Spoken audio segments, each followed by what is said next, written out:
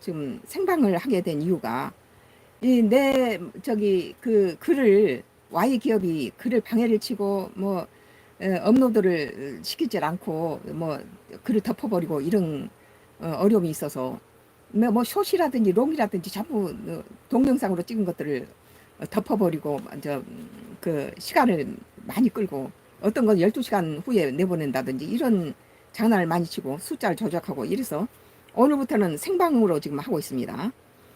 오늘 KBC 2024년도 7월 30일자 기사인데요. 한동훈 최상병 제3자 특검 발의 약속대로 당 설득할 것이라는 기사입니다. 한동훈이 저기 원내 대표 선거 때 그 약속한 게 있죠. 한동훈 국민의힘 대표가 당대표 후보 당시 제안했던 제3자 추천 방식의 해병대원 특검법을 발의해야 한다고 밝혔습니다. 한 대표는 29일 MBN과의 인터뷰에서 이같이 말하고 당을 설득할 것이냐라는 사회자의 질문에 그렇다고 답했습니다. 한 대표는 제3자 특검법을 발의하겠다고 했는데 아직 안 되고 있는 것이냐는 질문에 특검법 재표결한 지 이틀 됐다며 당의 민주적 절차를 통해서 잘 설명하려고 한다. 제 입장이 바뀐 것이 없다고 강조했습니다. 한 대표는 전당대회 당대표 후보로 나서며 야당 추천의 해병대원 특검법이 아닌 대법원장 추천 등 제3자 추천 방식의 특검법을 추진하겠다고 공언했습니다.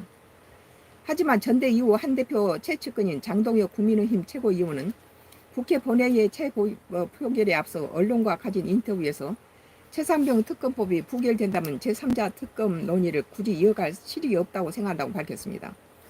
이에 한 대표 측이 당선 이후 특검법 추진에서 한 발 물러선 것이 아니냐는 비판이 이어졌습니다.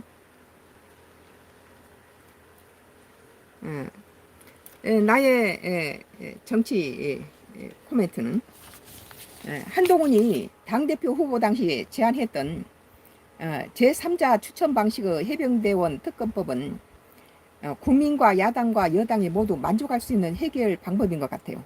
개인적으로 생각할 때. 뭐 야당이 뭐 밀어붙여서 하는 게 또 아니고 또 야당 뜻대로 갖다 밥 먹여주는 것도 그것도 여당이 할 짓은 아니죠. 뭐 지금 야당 하는 짓이 이게 정상이 아니잖아요. 지금 자기가 뭐 정권을 다 잡고 뭐 왕노릇 하고 있잖아 이재명이. 근데 이제 또 국민의 여론도 있죠. 국민도 밝히고 밝히지 왜 저걸 자꾸 숨기려 하나 이제 그런 의혹도 있죠. 그리고 이제 여당 입장도 이제 무슨 자기 나름대로 이걸 터뜨리면 정치적으로 여러 가지 문제가 생기고 불안하니까 국익에 이익이 되는 방향으로 하기 위해서 또 그럴 수도 있죠.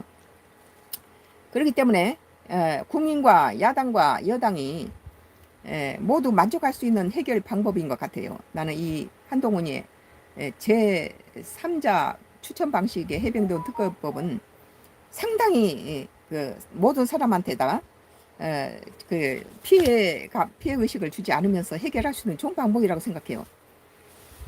그래서 여야의 편파적이 아닌 공정한 제3자가 해결 방안을 제시하는 것은 이 난국을 극복하는데 좋은 안이라고 생각하며 한동훈은 약속한 것을 이행하는 것도 중요하다고 봅니다. 한동훈이 뭐 저기 국민의힘 당대표로 끝나는 인물이 아니잖아요. 다음에 차기 이제 대선 후보인데 대선 후보를 내다본다면은 지금 조그만 것이라도 자기가 선거 공약으로 내놨던 이런 것들을 약속대로 잘 이행하는 것도 차기 국민의힘이 대권을 가져오는데 굉장히 도움이 될 거라고 봅니다. 또 여기에서 이제 윤 정부가 많이 브레이크를 걸고 한동훈을 저기 적으로 생각하고 그렇게 된다면은 서로의 불이익이 됩니다. 그 이재명이가 대선에 당선되는 것보다 윤석열 대통령 입장에서는 한동훈이가 국민의힘당 한동훈이가 대통령이 되는 게 국민의힘당 입장에서 윤석열 대통령 입장에서는 좋아요. 그래서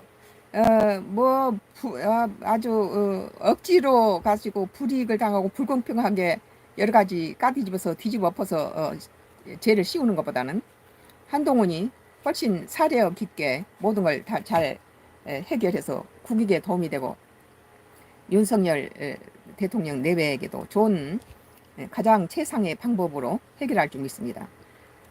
오늘 KBC 2024년도 7월 30일자 기사로 한동훈 최상병 제3자 특검 발의 약속대로 당 설득할 것이라는 기사에 대해서 나의 정치 코멘트를 했습니다.